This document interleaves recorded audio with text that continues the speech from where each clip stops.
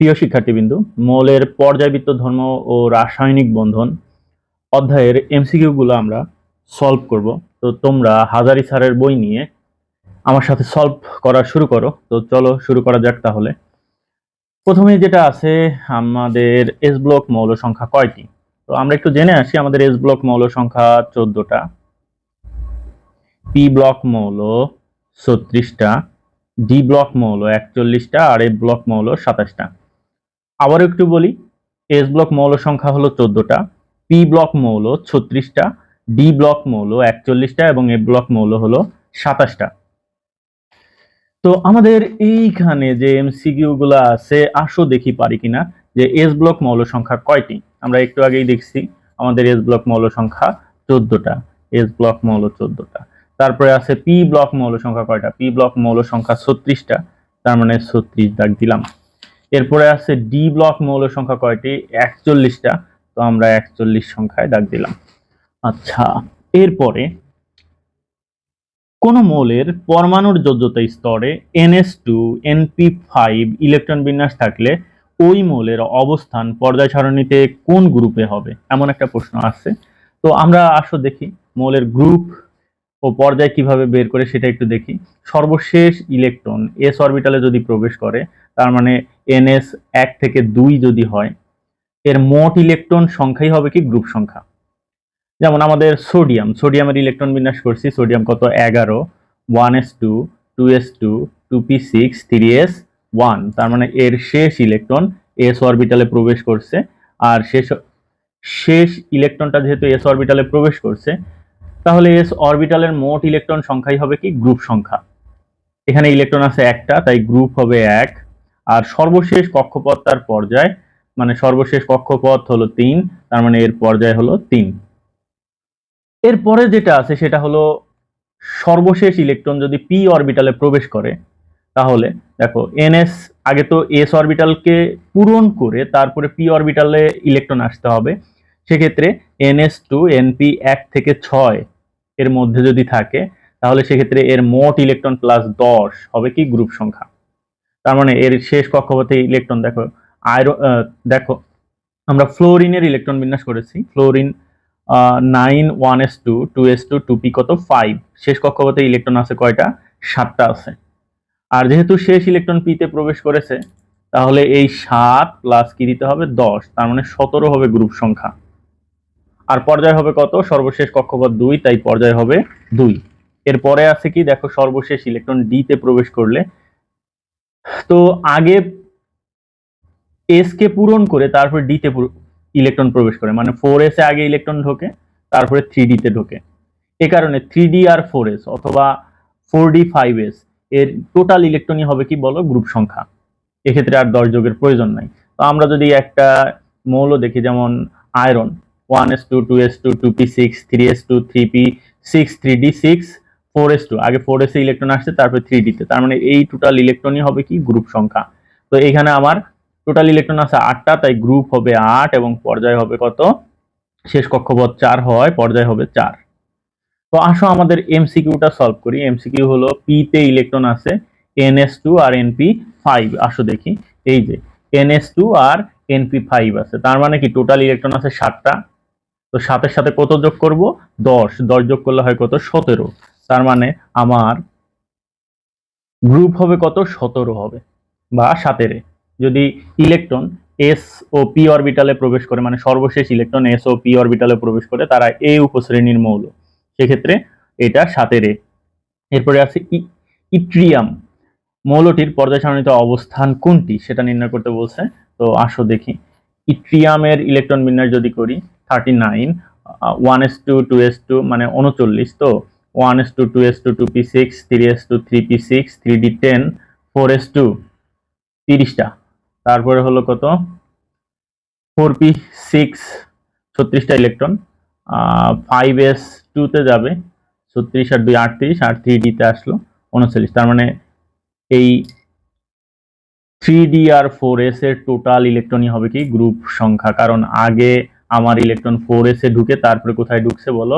4d তে ঢুকছে। সর্বশেষ ইলেকট্রন d তে যদি ঢোকে, তাহলে 3d 4s অথবা 4d5s এর টোটাল ইলেকট্রন সংখ্যাই হবে কি গ্রুপ সংখ্যা। তার মানে এখানে টোটাল ইলেকট্রন আছে 3টা, তার মানে আমার গ্রুপ হবে 3, আর সর্বশেষ কক্ষপথ 5 হওয়ার কারণে পর্যায় হবে কত 5।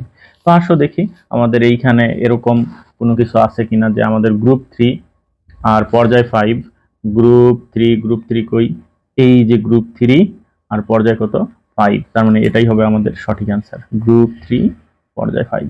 আচ্ছা, কোন ইলেকট্রন বিন্যাসটি সঠিক? এইখানে আমরা একটু কমন আছে কি কি দেখি, যেমন দেখো Ni2+, এই সবগুলো মৌলই কি ডি ব্লক মৌল, Ni2+, Fe2+, Cu2+, এদের মধ্যে একটা জিনিস কমন আছে, 4s2 আছে, দেখো 4s2 আছে, 4s1 আছে, কিন্তু এই আয়নের ইলেকট্রন বিন্যাসের সময় কোনো 4s নাই। তার মানে কমন যে জিনিসগুলো থাকবে সেগুলোকে আমরা বাদ দিয়ে দিব, আর ভিন্নতা যেখানে আছে সেটাকে আমাদের সঠিক অ্যান্সার হিসাবে গণ্য করব। তবুও একটা জিনিস আমরা মাথায় রাখবো যে ডি ব্লক মৌলের ইলেকট্রন বিন্যাসের সময় আমাদের একটা জিনিস অবশ্যই খেয়াল রাখতে হবে, ইলেকট্রন যখন ত্যাগ হবে সর্বশেষ অরবিটাল থেকে ত্যাগ হবে, বা সর্বশেষ শক্তি স্তর থেকে ইলেকট্রন ত্যাগ করব আমরা। 1s2, 2s2, 2p6, 3s2, 3p6, 3d10 হবে, এখানে 4s থেকে ইলেকট্রন গায়েব হয়ে যাবে। তার মানে ইলেকট্রন যখন ঢুকবে আগে 4s এ ঢুকাবো, তারপরে 3d তে ঢুকাবো, কিন্তু যাওয়ার সময় ইলেকট্রন যাবে কোন জায়গা থেকে? শেষ অরবিটাল থেকে যাবে। আচ্ছা, এরপরে Fe2+ এর যদি ইলেকট্রন বিন্যাস করি, তাহলে শেষ অরবিটাল আছে কি দুইটা, Fe2+ মানে দুইটা ইলেকট্রন নাই, 4s থেকে দুইটা ইলেকট্রন চলে যাবে, 1s2, 2s2, 2p6, 3s2, 3p6, 3d কি হবে 6 হবে, তার মানে এই 4s থেকে ইলেকট্রন গায়েব। তার মানে এই যে ডি ব্লক মৌল, এই যে ডি ব্লক মৌলগুলো আছে তাদের ইলেকট্রন বিন্যাসের সময় অবশ্যই সর্বশেষ অরবিটাল হতে আমরা কি করব বলতো, ইলেকট্রনকে ত্যাগ করাবো। তার মানে আমার এই সঠিক অ্যান্সার হবে কি 6 এর ক। পর্যায় সারণীতে কোন শ্রেণীর মৌলকে চ্যালকোজেন বলা হয়ে থাকে? চ্যালকোজেন হলো আকরিক উৎপাদক মৌল, যেমন জিঙ্ক সালফাইড, তারপরে Fe2O3, এগুলো এক একটা আকরিক, এর সাথে সালফার বা অক্সিজেন যুক্ত, এগুলো হলো সালফার বা অক্সিজেন হলো গ্রুপ 16 এর মৌল। তার মানে গ্রুপ 16 এর মৌলকে কি বলা হয়? চ্যালকোজেন বা আকরিক উৎপাদক বলা হয়। প্রথম পি ব্লক মৌল কোনটি? আসো দেখি প্রথম পি ব্লক মৌল কোনটি। পি ব্লক মৌল কাকে বলে? যে সকল মৌলের সর্বশেষ ইলেকট্রন পি অরবিটালে প্রবেশ করে তাদেরকে পি ব্লক মৌল বলা হয়ে থাকে। তো এদের দেখো যে বোরন আছে, কার্বন আছে, সালফার আছে, নাইট্রোজেন আছে, এদের সবারই পি অরবিটালে কিন্তু ইলেকট্রন প্রবেশ করেছে। তো বোরনের ক্ষেত্রে কি হয়েছে যে দেখো পিতে 2p-তে একটা ইলেকট্রন, 1s2, 2s2, 2p1। তো প্রথম ইলেকট্রনটা মানে বোরন তো 5, এর 5 হওয়ার কারণে তো এতে 2p1 হয়, তো কার্বনের হয় 2p2, মানে এটা হলো পি ব্লকের দ্বিতীয় মৌল, এটা পি ব্লকের কিন্তু প্রথম মৌল, কেননা 2p1 হয়েছে, 2p2 হলো কার্বন, তো সেক্ষেত্রে এটা হলো পি ব্লকের দ্বিতীয় মৌল। নাইট্রোজেন 2p3 হওয়ার কারণে এটা হলো পি ব্লকের কি তৃতীয় মৌল। আর সালফার তো এই পি ব্লক পূর্ণ করে তারপরে 3p এর অরবিটাল গুলো ইলেকট্রন দ্বারা কি করতেছে পূরণ করতেছে, তার মানে এটা অনেক দূরে, ষষ্ঠ আর 4 পি ব্লকের 10ম মৌল এটি। ঠিক আছে, তো আমাদের বোরন হলো পি ব্লকের প্রথম মৌল, এই জন্য আমরা এই অপশনটায় অ্যান্সার দিব কি পি ব্লকের প্রথম মৌল হলো কি বোরন। আচ্ছা, তারপরে এস ব্লক মৌল কোনটি? আমরা একটা ছন্দ তো জানি যে হাই লিনাকে রুবি সাজাবে, ফ্রান্সে গিয়ে হাইতে হাইড্রোজেন, লিতে লিথিয়াম, নাতে সোডিয়াম, কেতে পটাশিয়াম। দেখো রুবিতে রুবিডিয়াম, সাজাবেতে সিজিয়াম, ফ্রান্সেতে ফ্রান্সিয়াম।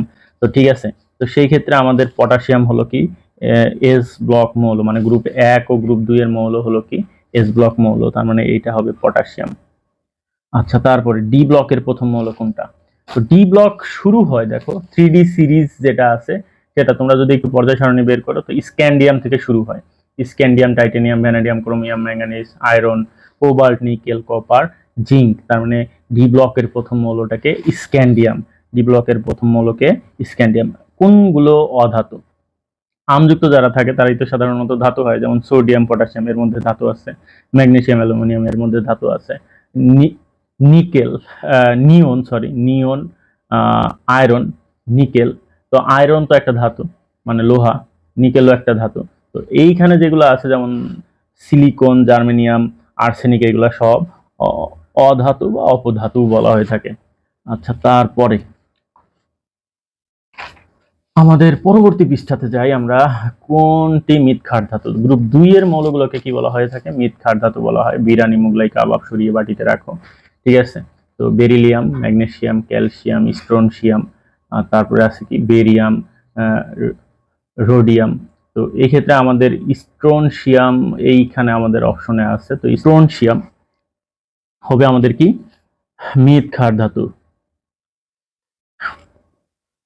বিরল মৃত্তিকা ধাতু কোন গ্রুপে অবস্থিত? সাধারণত এ ব্লক মৌলকে বিরল মৃত্তিকা ধাতু বলা হয়ে থাকে। এটা গ্রুপ 3 এর মৌল। এটা কি গ্রুপ 3 এর মৌল, মানে এই যে আমাদের ল্যান্থানাইট সিরিজ আর অ্যাক্টিনাইট সিরিজের যেগুলো আছে এগুলো সব কিন্তু গ্রুপ 3 এ অবস্থিত। এই যে গ্রুপ 3 এ অবস্থিত, এরা সাধারণত বিরল মৃত্তিকা ধাতু। এরা সাধারণত কি ধাতু? বিরল মৃত্তিকা ধাতু।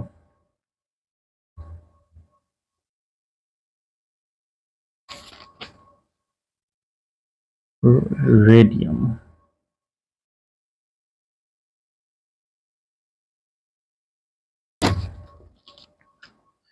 আচ্ছা, এ ব্লক মৌল সংখ্যা কয়টা? আমরা প্রথমেই দেখছি এ ব্লক মৌল সংখ্যা হলো 27টা। এ ব্লক মৌল কয়টা? 27টা। তাহলে আমাদের অ্যান্সার হবে কত? 27।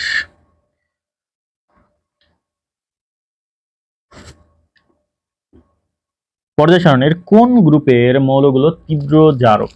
তো তীব্র জারক কোনগুলা?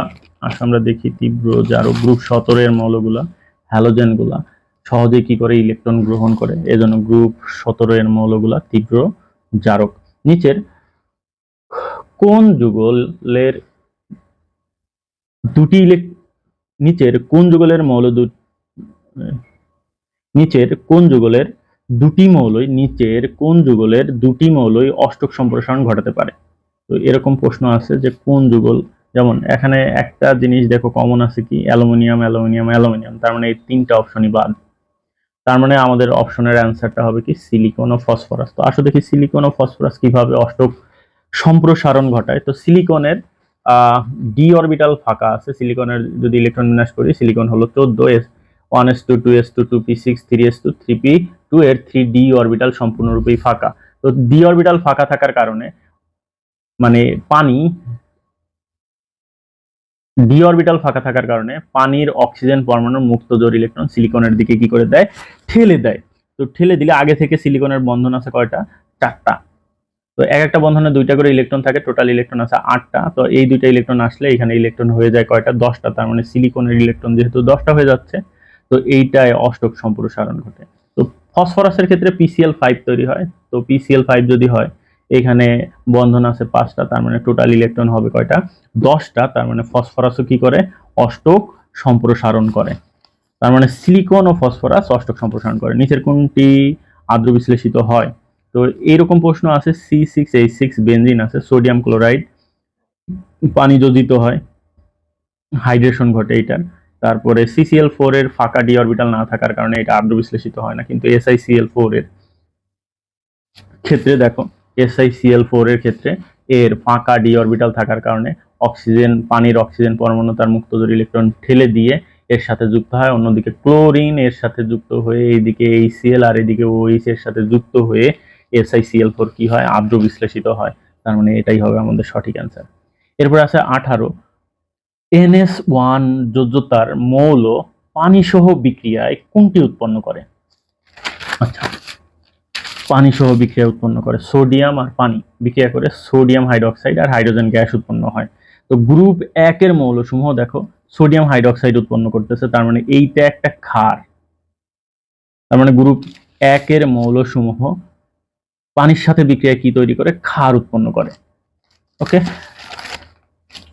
তো আরেকটু জিনিস আমরা জেনে আসি বা জেনে রাখি। দেখো, আদ্র বিশ্লেষিত হয় কিন্তু SiCl4 না, SiCl4 আদ্র বিশ্লেষিত হয়। তারপরে PCl3, NCl3 এগুলা কিন্তু আদ্র বিশ্লেষিত হয়।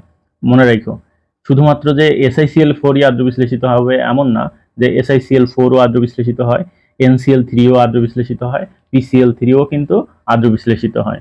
তো এগুলো একটু মাথায় রেখো। এগুলোও আসতে পারে এমসিকিউতে। তো দত্তকার অণু গঠন করে কে? কার্বন ডাই অক্সাইড একটা একক অণু, sulphur die oxide, nitrogen die অক্সাইডও একক অণু হিসাবে থাকে। তো সালফার ডাই অক্সাইডও একক অণু হিসাবে থাকে। তো সেক্ষেত্রে আমাদের দত্তকার অণু হলো কি সিলিকন ডাই অক্সাইড। এরা একাধিক সিলিকন ডাই অক্সাইডের সাথে যুক্ত হয়ে বৃহৎ পলিমার গঠন করে, তাই এটা একটা কি দত্তকার অণু SiO2। কোন যৌগটি সম্ভব নয়? এখানে এ AlN আছে, তো অনেকেই ভাবে এটা সম্ভব কিনা, এরকম যৌগ তো কখনোই দেখি নাই। তো ঠিক আছে, আমাদের অ্যালুমিনিয়াম 3+ আর N3- কে যদি একসাথে সংযুক্ত করি তাহলে কিন্তু দুজনেরই চার্জ সমান, তো Aln হয়। তো নাইট্রোজেনের ক্ষেত্রে দেখি আমরা, নাইট্রোজেনের যদি ইলেকট্রন বিন্যাস করি 2px1 হয়, 2py1 হয়, 2pz1 হয়। এর আর ফাঁকা অরবিটাল না থাকার কারণে এটা উত্তেজিত করা সম্ভব না। এ কারণে এর যোজনী তিনেই স্থির, নাইট্রোজেনের যোজনী তিনেই স্থির, এ কারণে NCl3 গঠিত হয়, কিন্তু NCl5 গঠিত হয় না। তো আমাদের সঠিক অ্যান্সার এখানে হবে NCl3। NCl3 তো নাই, NCl5 কখনো সম্ভব না। এটা পরীক্ষায় আসে, PCl5 গঠিত হইলেও NCl5 গঠিত হয় না কেন? তো সেক্ষেত্রে ফসফরাসকে কি করা যায়? উত্তেজিত করা যায়, কিন্তু নাইট্রোজেনকে কি করা সম্ভব না? উত্তেজিত করা সম্ভব না। কোন নিষ্ক্রিয় গ্যাসটি পি ব্লক মৌল নয়? তো এরকম প্রশ্ন যদি আসে সেক্ষেত্রে আমাদের নিয়ন, আর্গন, ক্রিপ্টন এগুলো সবই তো পি ব্লক মৌল, কিন্তু হিলিয়াম কি নয়? পি ব্লক মৌল নয়। নিষ্ক্রিয় গ্যাস হইলেও এটা কি নয়? পি ব্লক মৌল নয়। নিচের কোন মৌলটির জারণ সংখ্যা সর্বোচ্চ হতে পারে? তো জারণ সংখ্যা কিন্তু সর্বোচ্চ হয় ম্যাঙ্গানিজের কত হয়? +7 পর্যন্ত হইতে পারে। ম্যাঙ্গানিজের +7 পর্যন্ত হইতে পারে। ক্রোমিয়ামের হয় Cr3+, Cr6+ হয়। আবার আয়রনের Fe2+, Fe3+ হয়। কোবাল্টের CO3+, ভ্যানাডিয়ামের V3+, আরও এদের পরিবর্তনশীল জারণ সংখ্যা থাকতে পারে। তো সর্বোচ্চ জারণ সংখ্যা প্রদর্শন করে কিন্তু Mn7+ পর্যন্ত হইতে পারে। তারপরে দ্বিতীয় অবস্থানে আছে কিন্তু আমাদের ক্রোমিয়ামের সর্বোচ্চ জারণ অবস্থা কিন্তু +6। তো এইখানে কিন্তু ম্যাঙ্গানিজ নাই, আছে কে? ক্রোমিয়াম আছে। তো আমাদের সঠিক অ্যান্সারটা হবে কি? ক্রোমিয়াম। এরপরে বিজোড় ইলেকট্রন সংখ্যার ক্রম কোনটি সঠিক? তো এরকম একটা প্রশ্ন আছে, তো দেখি আমাদের বিজোড় ইলেকট্রন সংখ্যার ক্রমে কোনটা সঠিক হবে। তো ম্যাঙ্গানিজ 2+, মানে এর প্রোটন সংখ্যা 25টা, ইলেকট্রন আছে কয়টা? ইলেকট্রন 25টা ছিল, তো এখন 25টা নাই, 2টা গায়েব হয়ে গেছে, মানে Mn2+ হয়েছে। তো সেক্ষেত্রে আমাদের 4s থেকে 2টা ইলেকট্রন যাওয়ার সময় যাবে কোথা থেকে? 4s থেকে যাবে, ইলেকট্রন গায়েব হয়ে গেছে। তো নর্মালি ইলেকট্রন বিন্যাস করলে 23টা ইলেকট্রন আছে, 1s2, 2s2, 2p6, 10টা গেল, তারপরে 18টা, আর এখানে 5 দিলে 23টা হয়। তো 3d5 ds এর জন্য আমাদের s এর কোনো সমশক্তি সম্পন্ন অরবিটাল নাই, p এর সমশক্তি সম্পন্ন অরবিটাল হলো 3টা, আর d এর সমশক্তি সম্পন্ন অরবিটাল 5টা। তো 5 ঘর বিশিষ্ট একটা বক্স পাওয়া যায়। তো এই d এর জন্য 5 ঘর বানাইলাম, আর d তে যেহেতু 5টা ইলেকট্রন আছে, হুন্ডের নীতি অনুযায়ী এই ঘরগুলোতে ইলেকট্রন একটা একটা করে প্রথমে প্রবেশ করে। তো 5টা ইলেকট্রন 5টা ঘরে একটা একটা করে প্রবেশ করলে দেখা গেল এতে বিজোড় ইলেকট্রন আছে 5টা। এরপর আছে আয়রনের ইলেকট্রন বিন্যাস করলে 3d6 হয়। তো এতে 6টা ইলেকট্রন ঢুকাইতে হবে, প্রথমে একটা একটা করে ঢুকাইলাম, আবার প্রথমে আরেকটা ঢুকাইলাম, তো এতে দেখা গেল বিজোড় ইলেকট্রন আছে 4টা। এরপরে আছে ক্রোমিয়াম 3+, তো ক্রোমিয়াম 3+ এ দেখা যায় ইলেকট্রন বিন্যাস করলে হয় কি 3d3। তো 3টা ইলেকট্রন আছে শেষ কক্ষপথে, শেষ অরবিটালে। তো সেই 3টা ইলেকট্রন আমরা 3d এর জন্য যদি আমরা বক্স পদ্ধতিতে ইলেকট্রন বিন্যাস করি তাহলে দেখা যায় কি? তাহলে দেখা যায় যে এর বিজোড় ইলেকট্রন আছে কয়টা? 3টা। তো ম্যাঙ্গানিজের আছে 5টা, Mn2+ এর বিজোড় ইলেকট্রন সংখ্যা 5টা, Fe2+ এর বিজোড় ইলেকট্রন সংখ্যা দেখা যাচ্ছে 4টা, আর Cr3+ এর বিজোড় ইলেকট্রন সংখ্যা কয়টা? 3টা। তো সেই ক্ষেত্রে আমাদের ম্যাঙ্গানিজের 5টা বিজোড় ইলেকট্রন আছে, ম্যাঙ্গানিজের কয়টা? 5টা, তারপরে আয়রনের 4টা, আর ক্রোমিয়ামের 3টা। তাহলে আমাদের 23-এর ক নাম্বারটা সঠিক। নিকেল 2+ আয়নে অযুগ্ম বা বিজোড় ইলেকট্রন সংখ্যা কতটি? তো নিকেলেরও আমরা ইলেকট্রন বিন্যাস করলাম, এখানে 3d কত হয়? 8 হয়। তো 3d 8 হইলে এই d এর জন্য বলছি ঘর কয়টা? 5 ঘরের একটা বক্স হয়, তো 5 ঘরের বক্স বানাইলাম। তো এতে 8টা ইলেকট্রন আমরা প্রবেশ করাবো। তো প্রথমে একটা একটা করে ইলেকট্রন প্রবেশ করাইলাম, তারপরে আবার প্রথম থেকে প্রবেশ করানো শুরু করে দেখলাম যে এতে বিজোড় ইলেকট্রন থাকে কয়টা? 2টা। দেখো বিজোড় ইলেকট্রন থাকে কয়টা? 2টা। এটা কিন্তু এই 3d8 এর জন্য। তো সেক্ষেত্রে আমার সঠিক অ্যান্সার হবে কয়টি? দুইটি হবে। এরপরে আছে পিএইচ 4+ মোট কতটি ইলেকট্রন আছে? ফসফরাসের ইলেকট্রন হলো 15টি, আর হাইড্রোজেন আছে 4টা। তো 4 আর হলো 15 হয় 19, আর একটা প্লাস থাকার কারণে একটা ইলেকট্রন কম, তার মানে এতে 18টা ইলেকট্রন আছে। কয়টা ইলেকট্রন আছে? 18টা ইলেকট্রন। নিচের কোনটি প্যারাম্যাগনেটিক? তো প্যারাম্যাগনেটিক হওয়ার শর্ত হলো যদি বিজোড় ইলেকট্রন থাকে তাহলে সেটা প্যারাম্যাগনেটিক, আর যদি ডাবল থাকে ডায়াম্যাগনেটিক। তুমি ডাবল হইলে ডায়া, আর সিঙ্গেল হইলে কি? প্যারা। মানে তোমার মনের মধ্যে একটা কি দেবে? প্যারা দিবে। তো সিঙ্গেল ইলেকট্রন থাকলেই সেটা কি? প্যারাম্যাগনেটিক। তো কপারের ইলেকট্রন বিন্যাস করলাম 4s1 থাকে, তো শেষ অরবিটালে একটা কি? বিজোড় ইলেকট্রন আছে। তো তার মানে এই কপার হলো কি? প্যারাম্যাগনেটিক। এছাড়া তুমি যদি জিঙ্কের ইলেকট্রন বিন্যাস দেখো, তো এতে কোনো বিজোড় ইলেকট্রন নাই। ক্যালসিয়ামের মধ্যেও বিজোড় ইলেকট্রন খুঁজে পাবা না, ম্যাগনেসিয়ামের মধ্যেও কোনো বিজোড় ইলেকট্রন খুঁজে পাবা না। এই বক্স পদ্ধতিতে যদি ইলেকট্রন বিন্যাস করো কোনোভাবেই বিজোড় ইলেকট্রন খুঁজে পাবা না, তার মানে আমাদের সঠিক অ্যান্সার হবে কি? কপার। আচ্ছা, 27 নাম্বার, কোনটি Mn ধাতুর অস্থিতিশীল জারণমান? সাধারণত অর্ধপূর্ণ বা পূর্ণ হওয়ার কাছাকাছি যদি ইলেকট্রন বিন্যাস হয় সেটা সবচেয়ে অস্থিতিশীল। Mn2+ এর ক্ষেত্রে 3d5, ডিতে ইলেকট্রন থাকতে পারে 10টা, কিন্তু এখানে ইলেকট্রন আছে 3d5, অর্থাৎ অর্ধেক ইলেকট্রন আছে। তার মানে অর্ধপূর্ণ বা পূর্ণ যদি হয় অধিক সুস্থিতিশীল, আর এটা অর্ধপূর্ণ এজন্য অধিক সুস্থিতিশীল। আর Mn3+ এর ক্ষেত্রে হয় কি? 3d4 হয়, অর্ধপূর্ণ হওয়ার কাছাকাছি হয়, এ কারণে এইটা সবচেয়ে অস্থিতিশীল। অর্ধপূর্ণ হওয়ার কাছাকাছি বা পূর্ণ হওয়ার কাছাকাছি থাকলে সেটা কি? অস্থিতিশীল। তার মানে আমার এটার সঠিক অ্যান্সার হবে Mn কত? 3+। এরপরে 28 নাম্বার,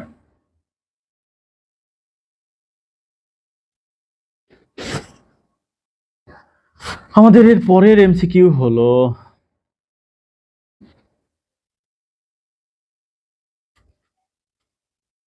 28 নাম্বার, এই একটা যৌগ আছে, যৌগের কোবাল্টের সন্নিবেশ সংখ্যা কত?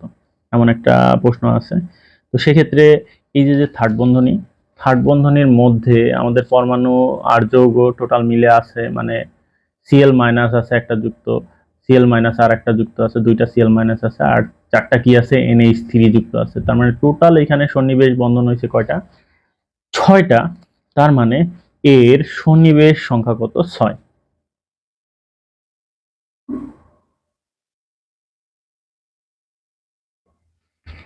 এরপর আরো একটি যৌগ দেওয়া আছে, বলছে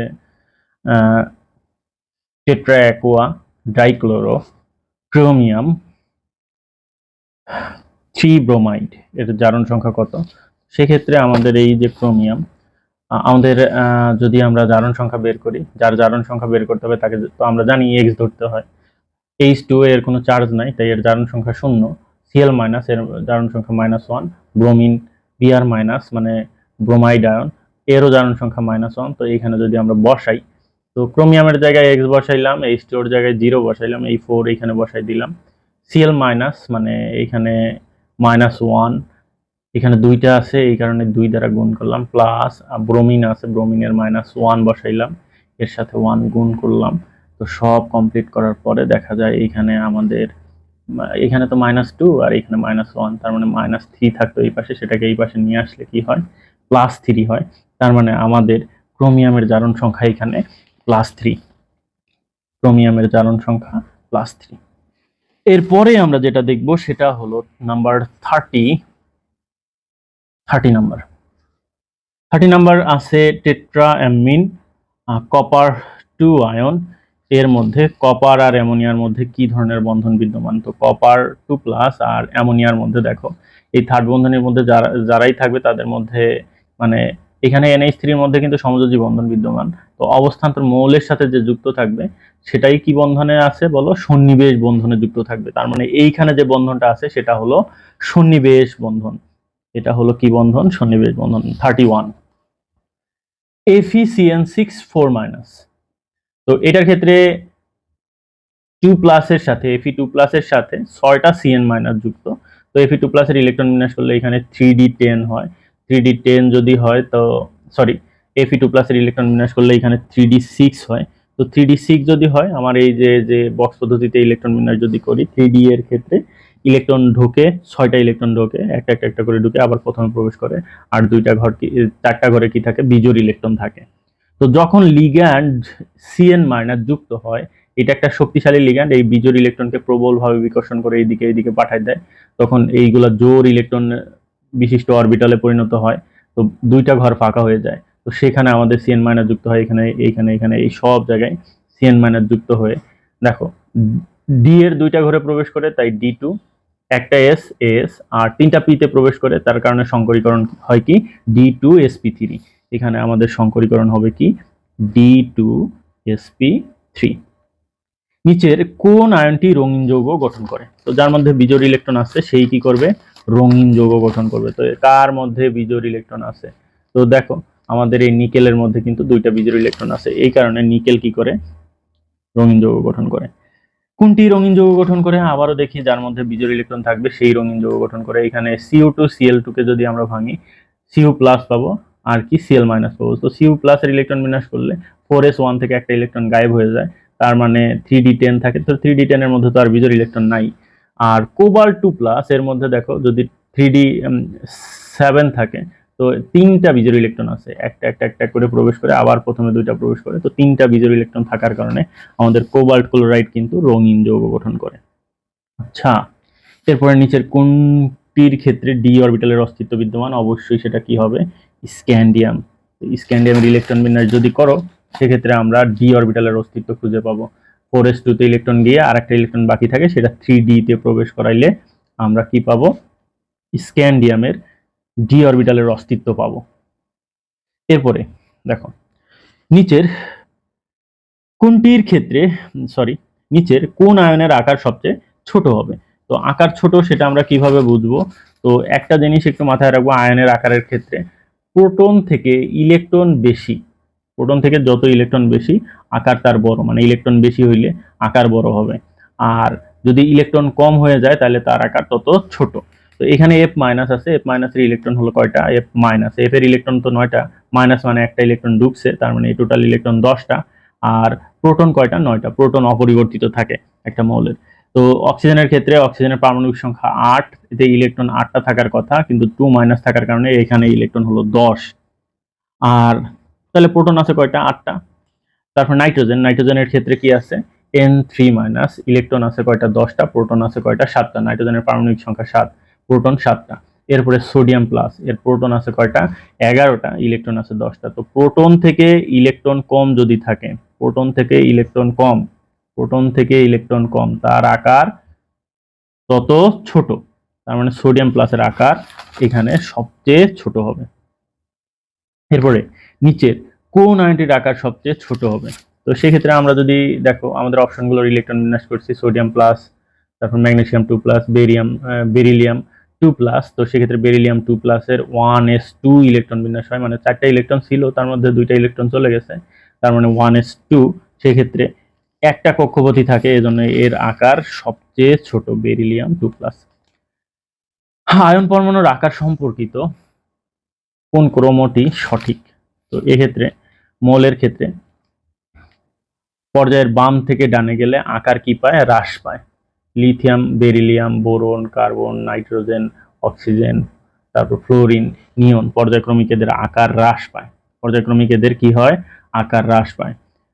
তো সেক্ষেত্রে আমাদের এইখানে অ্যালুমিনিয়ামের আকার বড় দেখানো হয়েছে, ম্যাগনেসিয়ামের আকার তার থেকে ছোট দেখানো হয়েছে, সোডিয়ামের আকার আরো ছোট দেখানো হয়েছে। কিন্তু সেক্ষেত্রে আমাদের এই দিক থেকে এদিকে গেলে আকার হ্রাস পায়, এই কারণে সোডিয়ামের আকার সবচেয়ে বড়, তার থেকে ছোট ম্যাগনেসিয়াম, তার থেকে ছোট অ্যালুমিনিয়ামের আকার ছোট। তার মানে প্রথম অপশনটাই ভুল, প্রথম অপশনটা ভুল। তারপরে আছে কি সোডিয়াম, নিয়ন, আর হলো কি আমাদের ফ্লোরিন। আসো দেখি, সোডিয়ামের আকার তো বড়, ঠিক আছে, তো ফ্লোরিন থেকে কিন্তু নিয়নের আকার ছোট। তো নিয়ন এখানে কিন্তু নিয়নের আকার সবচেয়ে ছোট হওয়ার কথা এই ক্ষেত্রে, তো নিয়নকে মাঝে রাখছে।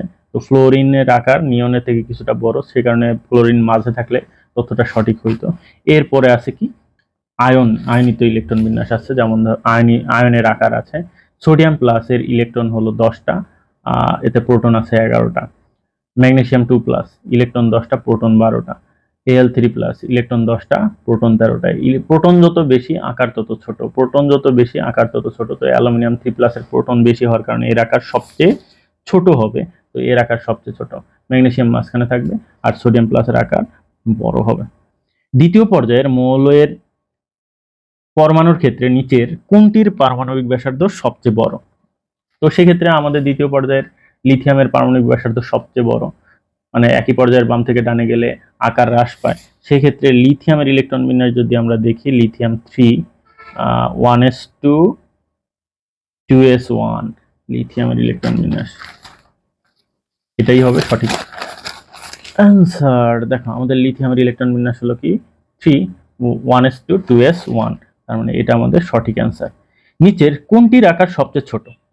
এখানে অক্সিজেন, নাইট্রোজেন, কার্বন আর লিথিয়াম আছে।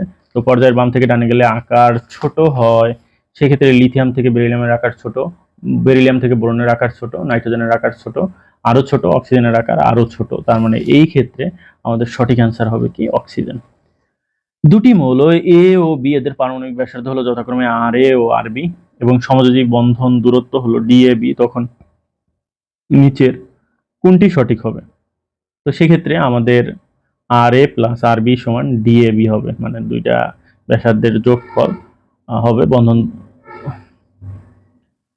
দূরত্বের, সমযোজী বন্ধন দূরত্বের সমান। তো এ ও বি পরমাণুর ব্যাসার্ধ যথাক্রমে 37 ও 99, এই দুটো যোগ করে দিলে যা হবে সেটাই 136। সমযোজী বন্ধন দূরত্ব কত? 136। এরপরে দেখো আমাদের পরবর্তী যে প্রশ্ন সেটা হলো পর্যায় সারণীতে একই পর্যায়ের বাম হতে ডান দিকের মৌলগুলোর ক্ষেত্রে কোন তথ্যটি সঠিক? একই পর্যায়ের বাম থেকে ডানে গেলে আয়নীকরণ শক্তি বৃদ্ধি পায়, ইলেকট্রন আসক্তি বৃদ্ধি পায়, তড়িৎ ঋণাত্মকতা বৃদ্ধি পায়। তো আয়নীকরণ শক্তি এই ক্ষেত্রে কি পাবে? বৃদ্ধি পাবে, আয়নীকরণ শক্তি বৃদ্ধি। ইলেকট্রন ত্যাগ করে ধনাত্মক আয়নে পরিণত হতে যে শক্তি প্রয়োজন হয়, ইলেকট্রন ত্যাগ করে ধনাত্মক আয়নে পরিণত হতে যে শক্তি প্রয়োজন হয়, অবশ্যই সেটা হবে কি আয়নীকরণ শক্তি। আচ্ছা, তৃতীয় পর্যায়ের প্রথম 4টি মৌলের কোন ধর্ম ক্রমাগত বৃদ্ধি পায়? তো পারমাণবিক ব্যাসার্ধ তো একই পর্যায়ের বাম থেকে ডানে গেলে হ্রাস পাবে, আয়নীকরণ শক্তি ক্রমাগত সবারই বাড়তে থাকবে, শুধু 4টা মৌল না, সবারই ধারাবাহিক বাড়তে থাকে। সরি, আয়নীকরণ শক্তি ধারাবাহিক তো বাড়বে না, আয়নীকরণ শক্তি হলো এরকম, প্রথম 2টার বাড়ে তারপরেরটার আবার কমবে, ঠিক আছে? তো এটা হবে না। শুধুমাত্র গলনাঙ্কের বেলায় দেখা যায় যে এই যে অপশনগুলো আছে, অপশনগুলোর মধ্যে গলনাঙ্কের বেলায় প্রথম 4টি মৌল সোডিয়াম, ম্যাগনেসিয়াম, অ্যালুমিনিয়াম, এরা ধাতু, এদের ধাতব বন্ধন পর্যায়ক্রমিক বৃদ্ধি পায়, তাই এদের গলনাঙ্ক স্ফুটনাঙ্ক পর্যায়ক্রমিক কি হয়? বৃদ্ধি পায়। আর সিলিকন একটা অপধাতু, এরা নিজেরা যুক্ত হয়ে এসআই জালক তৈরি করে, এই জালক ভাঙতে প্রচুর শক্তির প্রয়োজন হয়, এই কারণে প্রথম 4টি মৌলের গলনাঙ্ক স্ফুটনাঙ্ক পর্যায়ক্রমিক বাড়ে। এই কারণে আমাদের এইটার সঠিক অ্যান্সার হবে মৌলের গলনাঙ্ক। কোনটির আয়নীকরণ শক্তি বেশি? তো কোনটির আয়নীকরণ শক্তি বেশি আসো দেখি। একই পর্যায়ের বাম থেকে ডানে গেলে আয়নীকরণ শক্তি বৃদ্ধি পাওয়ার কথা, তার মানে লিথিয়াম থেকে বেরিলিয়ামের বেশি হওয়ার কথা, বেরিলিয়াম থেকে বোরনের আরো বেশি হওয়ার কথা, কিন্তু দেখা যায় লিথিয়াম থেকে বেরিলিয়ামের বেশি, বোরনের কম, বোরন থেকে কার্বনের বেশি, কার্বন থেকে নাইট্রোজেনের বেশি, অক্সিজেনের কম। এখানে সাধারণত অর্ধপূর্ণ, পূর্ণ অরবিটাল, অর্ধপূর্ণ বা ইলেকট্রন দ্বারা অর্ধপূর্ণ বা পূর্ণ অরবিটাল হলে সেটা অধিক সুস্থিতিশীল, তো সেখান থেকে ইলেকট্রন ত্যাগ করতে বেশি শক্তির প্রয়োজন হয়। এই কারণে বেরিলিয়ামের হলো সর্বশেষ অরবিটাল ইলেকট্রন দ্বারা পূর্ণ, আর নাইট্রোজেনের ক্ষেত্রে সর্বশেষ অরবিটাল ইলেকট্রন দ্বারা অর্ধপূর্ণ, এই দুইজন হলো বেশি সুস্থিতিশীল। এই কারণে এদের এইখানে একটু ব্যতিক্রম লক্ষ্য করা যায়। তো সেক্ষেত্রে আমাদের এইখানে যে অপশনগুলো আছে, কোনটির আয়নীকরণ শক্তি বেশি? কার্বন আছে, কার্বন, ঠিক আছে, কার্বন এখানে, তারপরে আছে কি নাইট্রোজেনের আরো বেশি, তারপরে আছে অক্সিজেনের কিছুটা কমে গেল, তারপরে আছে আমাদের ফসফরাস হলো দ্বিতীয় পর্যায়ের মৌল, যা নাইট্রোজেন থেকে এর আয়নীকরণ শক্তি কম হবে। তো সেক্ষেত্রে আমাদের এই অক্সিজেন পর্যন্ত আছে, সেটা যদি আমরা হিসাব করি, কার্বন, নাইট্রোজেন আর অক্সিজেনের মধ্যে নাইট্রোজেনের আয়নীকরণ শক্তি সবচেয়ে বেশি, এ কারণে আমাদের নাইট্রোজেনকে নিতে হবে। কোন মৌলের প্রথম আয়নীকরণ বিভব সবচেয়ে বেশি?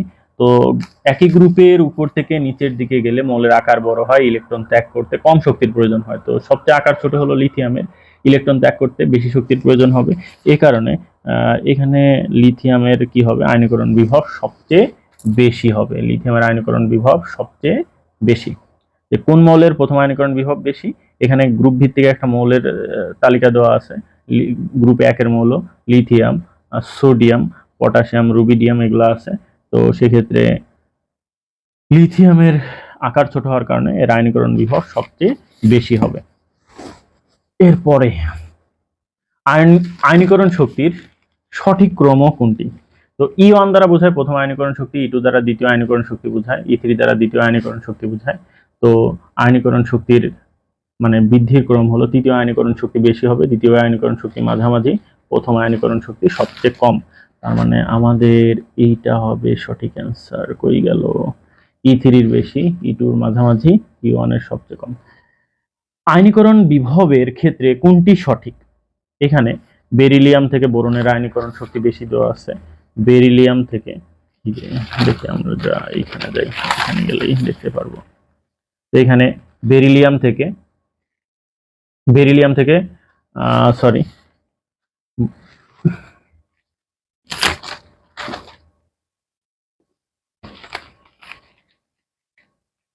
আমাদের বেরিলিয়াম থেকে বোরনের আয়নীকরণ শক্তি বেশি দেখানো হয়েছে, কিন্তু বেরিলিয়াম থেকে বোরনের আয়নীকরণ শক্তি কম। তারপরে আছে ম্যাগনেসিয়াম থেকে অ্যালুমিনিয়াম, এটাই বের করা লাগবে। ম্যাগনেসিয়াম থেকে অ্যালুমিনিয়ামের আয়নীকরণ শক্তি কম, তো এখানে ম্যাগনেসিয়াম থেকে অ্যালুমিনিয়ামের আয়নীকরণ শক্তি বেশি দেখানো হয়েছে। তারপরে আছে নাইট্রোজেন থেকে অক্সিজেনের আয়নীকরণ শক্তি বেশি, তো সেখানে দেখানো হয়েছে ওখানে। তো কিন্তু নাইট্রোজেনের আয়নীকরণ শক্তি তো বেশি অক্সিজেন থেকে। আর সালফার থেকে ফসফরাসের আয়নীকরণ শক্তি বেশি, তো সালফার থেকে ফসফরাসের আয়নীকরণ শক্তি বেশি, এটাই সঠিক। কোনটির আয়নীকরণ শক্তির মান সর্বনিম্ন? সোডিয়াম, ম্যাগনেসিয়াম, সিজিয়াম, ক্যালসিয়াম যার আকার বড় সেটাই কি তার আয়নীকরণ শক্তি সবচেয়ে কম। তো এখানে সিজিয়ামের আকার, সিজিয়াম 55, এর আকার সবচেয়ে বড়, এই কারণে এর আয়নীকরণ শক্তি সর্বনিম্ন। তো উদ্দীপকে উল্লেখিত মৌলসমূহের সক্রিয়তার ক্রম কোনটি? আয়নীকরণ শক্তির বিপরীত হলো সক্রিয়তা। তো আমাদের সবচেয়ে বেশি আয়নীকরণ শক্তি কিন্তু এর, তার মানে এর আয়নীকরণ শক্তি সবচেয়ে বেশি। তারপরে আছে বির আয়নীকরণ শক্তি মাঝে, তারপরে আছে তারপরে ডি। তো সক্রিয়তা হবে তার উল্টা, মানে ডির হবে, মানে যার আয়নীকরণ শক্তি সবচেয়ে কম তার সক্রিয়তা সবচেয়ে বেশি, তার মানে ডি, সি, বি, এ এরকম হবে মানে সক্রিয়তা বৃদ্ধির ক্রম ডি, সি, বি, এ। তার মানে ডি, সি, বি, এ এই তালিকাটা সঠিক। মানে আয়নীকরণ শক্তি সবচেয়ে বেশি হলো এর, আর সবচেয়ে কম হলো ডির, আর মাঝে তো বি, সি আছে। তো যার আয়নীকরণ শক্তি কম, এই যে দেখো আয়নীকরণ শক্তি বৃদ্ধির ক্রম এখানে লেখা আছে, যার আয়নীকরণ শক্তি কম তার সক্রিয়তা সবচেয়ে বেশি। আয়নীকরণ বিভবের ক্ষেত্রে নিচের কোন ক্রমটি সঠিক? এইখানে আরো দেওয়া আছে আয়নীকরণ শক্তির ক্ষেত্রে কোন ক্রমটি সঠিক। তো সেক্ষেত্রে আমাদের ক্রম আছে হলো, দেখো যে নাইট্রোজেনের সবচেয়ে বেশি, তারপরে অক্সিজেন, তারপরে আছে কে বেরিলিয়াম আছে, আর বোরনের হলো এই ব্যতিক্রমগুলোর মধ্যে সর্বনিম্ন। তো সেক্ষেত্রে আমাদের এইখানে যদি আমরা অপশনগুলো দেখি, যে আমাদের সবচেয়ে বেশি হলো নাইট্রোজেনের বেশি আছে কোথায়? এই যে নাইট্রোজেনের সবচেয়ে বেশি, তারপরে অক্সিজেন, তারপরে হবে বেরিলিয়াম হবে, তারপরে মাঝখানে আসবে হলো বোরন, মাঝখানে হবে বেরিলিয়াম, শেষে হবে বোরনের শক্তি সবচেয়ে কম। তো সেক্ষেত্রে বোরন হলো সবার শেষে আছে, নাইট্রোজেন শুরুতে। তো তাহলে এটাই হবে আমাদের সঠিক অ্যান্সার। ওকে, হ্যালোজেন সমূহের ইলেকট্রন আসক্তির ক্রম কোনটি? তো সেক্ষেত্রে গ্রুপের উপর থেকে নিচের দিকে গেলে ইলেকট্রন আসক্তি হ্রাস পাওয়ার কথা, সেই অনুযায়ী আমাদের ফ্লোরিন, ক্লোরিন, ব্রোমিন, আয়োডিন এদের ক্রমান্বয়ে ইলেকট্রন আসক্তি হ্রাস পাওয়ার কথা, কিন্তু ক্লোরিনের ইলেকট্রন আসক্তি সবচেয়ে বেশি। এই কারণে এফ এর ইলেকট্রন আসক্তি সবার বেশি হওয়ার কারণে সিএল এর ইলেকট্রন আসক্তি বেশি হওয়ার কারণে সিএল এর ইলেকট্রন আসক্তি সবচেয়ে বেশি, তারপর ফ্লোরিন, তারপর ব্রোমিন, তারপর কে আয়োডিন। তার মানে আমাদের সঠিক অ্যান্সার হবে এইটা, সিএল, এফ, বিআর, আই। কোনটির ইলেকট্রন আসক্তির মান সর্বনিম্ন? যার আকার বড়। আকার বড় কার? এর মধ্যে ফ্লোরিন আছে, অক্সিজেন আছে, আকার ছোট সিলিকন আর ক্যালসিয়াম। সিলিকন ক্যালসিয়ামের মধ্যে দেখো ক্যালসিয়ামের যদি আমরা ইলেকট্রন বিন্যাস করি, সেক্ষেত্রে ক্যালসিয়াম হবে কত? Ca 20 1s2 2s2 2p6 3s2 3p কত 6 4s2, তার মানে কি 4s2 চতুর্থ কক্ষপথের মৌল, এটার আকার সবচেয়ে বড়, এই কারণে এর ইলেকট্রন আসক্তি সর্বনিম্ন। চারটি হ্যালোজেনের ইলেকট্রন আসক্তির মান দেওয়া আছে, তো এটা হলো মাইনাস কত 349, অর্থাৎ ক্লোরিনের ইলেকট্রন আসক্তি সবচেয়ে বেশি মনে রাখবো। কোনটি ইলেকট্রন আসক্তি সবচেয়ে বেশি? ক্লোরিনের মনে রাখবো। ইলেকট্রন আসক্তির ক্ষেত্রে কোন ক্রমটি সঠিক? ক্লোরিন যেখানে বেশি আছে সেটাই হলো সঠিক। Chlorine, fluorine, bromine, iodine, chlorine, fluorine, bromine, iodine. Pauling scale অনুসারে তড়িৎ ঋণাত্মকতার মান, আমাদের ফ্লোরিনের তড়িৎ ঋণাত্মকতা 4, অক্সিজেনের 3.5, নাইট্রোজেনের 3, ক্লোরিনের কত 3, কার্বন আর আয়োডিন এদের তড়িৎ ঋণাত্মকতার মান কত 2.5 করে। তাহলে সেক্ষেত্রে পাউলিং স্কেল অনুসারে অক্সিজেনের তড়িৎ ঋণাত্মকতার মান এই যে দেখো 3.5, তো এখানে 3.5 হবে। আচ্ছা, তড়িৎ ঋণাত্মকতার ক্ষেত্রে কোন ক্রমটি সঠিক? একই পর্যায়ের বাম থেকে ডানে গেলে তড়িৎ ঋণাত্মকতা বাড়ে, সেক্ষেত্রে সিলিকন, ফসফরাস, সালফার, ক্লোরিন পর্যায়ক্রমিক তড়িৎ ঋণাত্মকতা বৃদ্ধি পাবে। তো এই ক্রমটা যেখানে আছে সেটাই সঠিক। তো সিলিকন আছে, সিলিকনের কম, তারপরে আছে সালফার, তারপর ক্লোরিনের সর্বাধিক। তো এটাই হবে আমাদের সঠিক অ্যান্সার। এ ও বি দুটি মৌল, যথাক্রমে তড়িৎ ঋণাত্মকতার মান কত? 2.1 হলে হাইড্রোজেন, 2.5 হলে কার্বন। তো এদের দ্বারা গঠিত যৌগ CH4 অধাতু মিলে সমযোজী বন্ধন তৈরি করে। তো এইটা হলো একটা সমযোজী যৌগ। CH4 একটি কি যৌগ? সমযোজী যৌগ। আচ্ছা, নিচের কোন মৌলটি অম্লীয় অক্সাইড ও অম্লীয় হাইড্রোক্সাইড গঠন করে? আমাদের এখানে দেখো সোডিয়াম ধাতু, ম্যাগনেসিয়াম ধাতু, এরা সাধারণত ধাতুর অক্সাইড সমূহ ক্ষারকীয় হয়। ফ্লোরিন দ্বারা F2O হয়, তো সেক্ষেত্রে অম্লধর্মী অক্সাইড হয়, কিন্তু হাইড্রো অক্সাইড গঠন করে না। সেক্ষেত্রে সালফার ডাইঅক্সাইড, এটা অম্লধর্মী অক্সাইড। আর সালফিউরিক অ্যাসিডের ক্ষেত্রে দুইটা OH থাকে, যদি গঠন করি তাহলে সেক্ষেত্রে দুইটা হাইড্রো অক্সাইড থাকে সালফিউরিক অ্যাসিডের মধ্যে, তো সেক্ষেত্রে সালফার হবে সঠিক অ্যান্সার। এরপরে আছে কোন অক্সাইডটি অম্লধর্মী? তো ধাতুর অক্সাইড, এখানে Al2O3 উভধর্মী অক্সাইড, H2O উভধর্মী যৌগ, সোডিয়াম অক্সাইড ক্ষারকীয় অক্সাইড, ধাতুর অক্সাইড ক্ষারকীয় অক্সাইড, সিলিকন ডাইঅক্সাইড অধাতুর অক্সাইড, এই যে silicon dioxide, carbon dioxide, sulphur dioxide, N2O5, N2O3 অধাতুর অক্সাইড যত আছে সবই কি বলো? অম্লধর্মী অক্সাইড। তো সেই ক্ষেত্রে আমাদের সিলিকন ডাইঅক্সাইড হবে কি? অম্লধর্মী অক্সাইড। এটা সঠিক অ্যান্সার। তো সিলিকন ডাইঅক্সাইড কোন ধর্মীয় অক্সাইড? একটু আগে আমরা দেখলাম যে সিলিকন ডাইঅক্সাইড কোন ধর্মীয় অক্সাইড, একটু আগে আমরা দেখলাম যে সিলিকন ডাইঅক্সাইড অম্লধর্মী অক্সাইড। তো অম্লধর্মী অক্সাইড। নিচের কোন অক্সাইডটি সবচেয়ে বেশি অম্লধর্মী, যার কেন্দ্রীয় পরমাণুর জারণ সংখ্যার মান বেশি? তো Cl2O7 এর Cl এর জারণ সংখ্যা +7, আর বাদ বাকি সালফার ট্রাইঅক্সাইডের +6, এত এর +5, এত এর +4। তো সেক্ষেত্রে আমাদের যেহেতু Cl2O7 এর Cl এর জারণ সংখ্যার মান সবচেয়ে বেশি, তার মানে এটা সবচেয়ে শক্তিশালী। নিচের কোনটি সুপার অক্সাইড? এটা মোটামুটি আমরা সবাই জানি, KO2 potassium oxide, potassium super oxide, এটা KO2। কোন অক্সাইডটি সবচেয়ে বেশি অম্লধর্মী? একটু আগে আমরা বের করছি Cl2O7।